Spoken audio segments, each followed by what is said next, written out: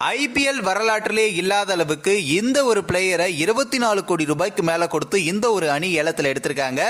எந்த அணி எந்த பிளேயர் எடுத்திருக்காங்க அப்படின்ற மாதிரியான பல டீடைல்ஸை நாம இந்த வீடியோல விரிவா பார்க்கலாம். துபாயில இப்போ நடந்துட்டு வரக்கூடிய ஐபிஎல் ஆக்ஷன் 2024ல நிறைய பிளேயர்ஸ் வெவ்வேறு அணிகளுக்கு மாற்றப்பட்டு இருக்காங்க.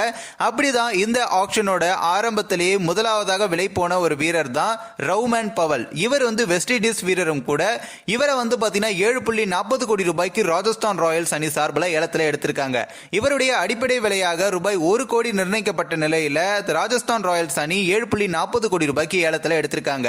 கொல்கத்தா நைட் ரைடர்ஸ் மற்றும் ராஜஸ்தான் ராயல்ஸ் இந்த ரெண்டு அணிகளுக்கு இடையில தான் கடும் போட்டி நிலவியதாகவும் சொல்லப்படுது.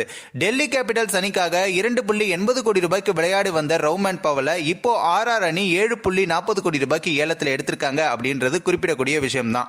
அடுத்ததாக பாத்தீங்கன்னா ஆஸ்திரேலியா வீரரான டிராவிஸ் ஹெட்டர் ரூபாய் 6.80 கோடி ரூபாய்க்கு சன்ரைசர்ஸ் ஹைதராபாத் ஏலத்தில் எடுத்திருக்காங்க. இந்தியாவில் நடந்த 13வது உலகக்கோப்பை இறுதிப் போட்டியில இந்தியாவுடைய தோல்விக்கு முக்கிய காரணமாக இருந்தவர் இவர்தான். டிராவிஸ் ஹெட் விளையாடிய முறைதான் ஆஸ்திரேலியாவை 6வது முறையாக சாம்பியனாகவும் ஆக்கியிருக்கு.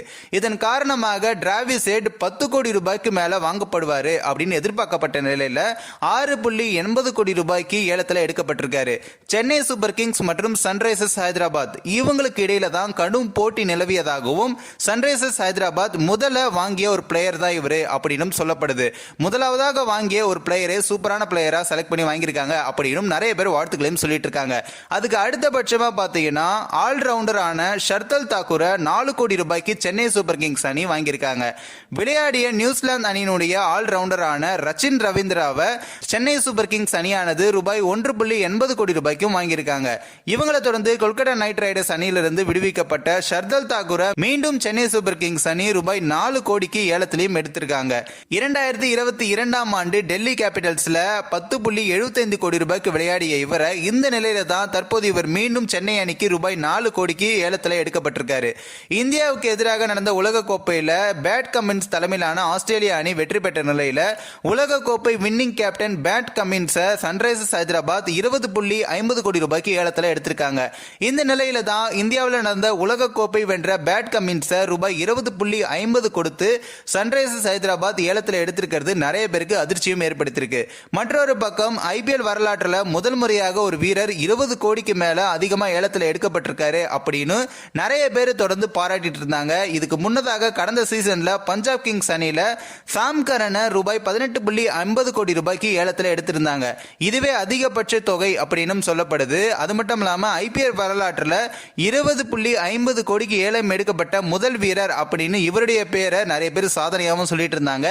ஆனா இதை அப்படி முறியடிக்கிற விதமா தான் கமின்ஸை ஓவர்டேக் பண்ணி வரலாற்றை மாற்றி அமைக்கணும் அப்படின்ற ஒரு நோக்கத்தோட ஐபிஎல் வரலாற்றில் 24.75 கோடி ரூபாய்க்கு ஏலம் போன ஒரு வீரர் அப்படின்னு இந்த ஒரு வீரர் பாத்தீங்கன்னா அப்படி இடம் பெற்றிருக்காரு. வேகப்பந்து வீச்சாளராக இருக்கக்கூடிய மிச்சல் ஸ்டார்க் தான் இந்த ஒரு இடத்தை பிடிச்சிருக்காரு.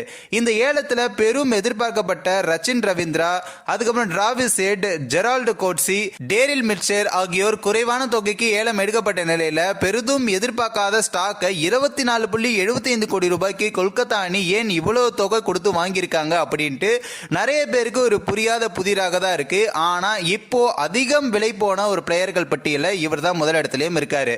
இந்த ஒரு வீடியோ குறித்து உங்களோட கருத்துக்களை நீங்க மறக்காம கமெண்ட்ஸ்ல சொல்லுங்க. நம்ம த பீப்பிள் டிஸ்க் சேனலையும் சப்ஸ்கிரைப் பண்றேங்க.